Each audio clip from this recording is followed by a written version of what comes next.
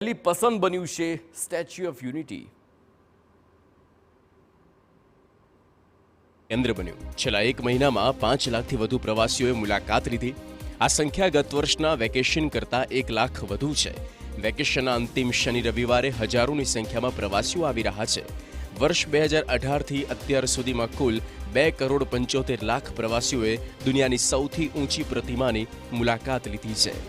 હું ગઈ છું, વિયેતનામ ગઈ છું, હું દુબઈ ગઈ છું. મેં ત્યાંના અનેક વસ્તુઓ જોઈ છે, ત્યાંના અનેક સ્કલ્પચર્સ જોયા છે, હાઇટ પર વસ્તુઓ જોઈ છે, પણ આટલી સરસ વસ્તુ મેં ક્યારેય જોઈ નથી, કારણ કે જે રીતે આ લોકોએ મેનેજ કર્યું છે.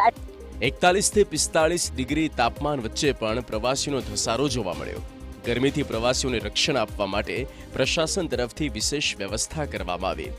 એસઓયુ સત્તામંડળ દ્વારા કેનોપી વોકવે, પીવાના પાણીની વ્યવસ્થા, એસી બસ અને એસી બસ સ્ટોપ, સ્પ્રિંકલર જેવી સુવિધા ઉપલબ્ધ કરવામાં આવી છે.